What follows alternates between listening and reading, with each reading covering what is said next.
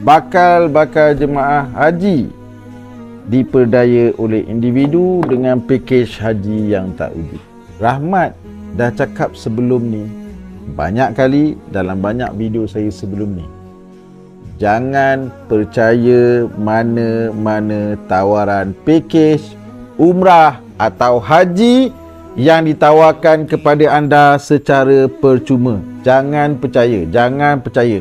Tak kisahlah ni pakej Hajj ke, pakej VIP ke, pakej diraja ke, jangan percaya.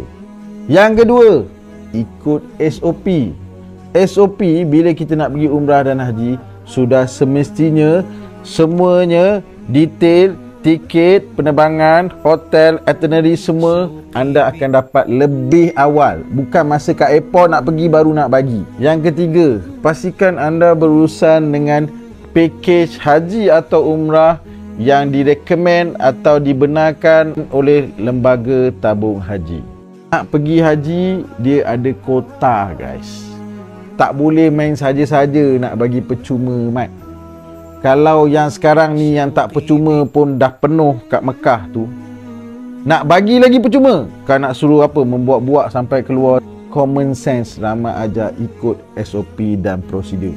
Rakyat Malaysia, boleh tak korang jangan percaya benda-benda yang percuma? Kepada Bontek, anda harus ambil tindakan kepada syarikat travel agency yang mendatangkan masalah ini. Tak kisahlah mereka dah lama ke, mereka baru ke, mereka dah banyak pengalaman ke. Kalau ada masalah macam ni, saya berharap agar syarikat ini dikenakan tindakan ataupun di blacklistkan daripada menjalankan perniagaan ini.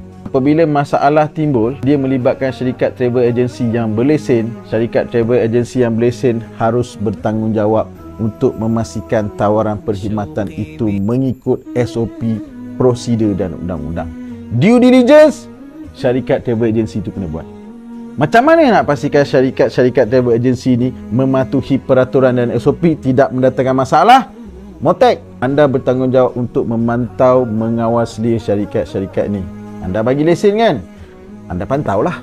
Nasib baik dalam kes yang viral ni, saya difahamkan belum ada yang dah membuat bayaran. Bayangkan kalau dah ada ramai yang dah buat bayaran. Kau kira lah, kalau ada lebih 50 orang nak pergi haji, kurang-kurang katalah let's say lah belas ribu, kau darab lah. Banyak guys, banyak. Montek, please do something. Rakyat Malaysia, tolonglah ikut SOP dan prosedur. Janganlah mudah percaya pada benda-benda percuma dan murah ni. Setiap tahun lah, cerita pasal umrah, haji terkandas ni setiap tahun guys. Nak tengok tips-tips lain macam mana nak pergi umrah dan haji dengan selamat, anda boleh tonton video-video saya yang lain. Banyak saya dah tunjuk. Masih lagi ada banyak elan-elan daripada syarikat-syarikat yang menawarkan umrah. Dia tulis hotel yang setara. Rahmat dah cakap, boleh tak kau jangan sebut perkataan setara tu? Sebab kalau setara sampai kat sana sehari kang baik-baik dapat 3 bintang, 2 bintang, tiba-tiba kena pindah dapat 3 bintang. Elan-elan dan maklumat yang tidak jelas ini antara red flag yang anda harus elakkan berurusan dengan syarikat ni.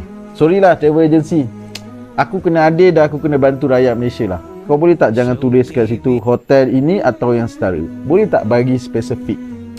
Diorang bayar. Bila diorang bayar, diorang dah bayangkan yang diorang duduk kat situ. Masalahnya besok kalau jadi hal, kau bukan boleh bayar balik pun duit diorang. Ujung-ujung kau tutup, bisnes bankrupt, kau tunggu je kena saman. Kesian guys orang tua-tua tu.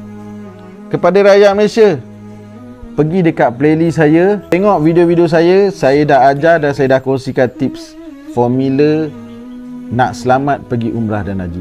Tak nak kena scam, dengar cakap Rahmat Fitri Abdullah.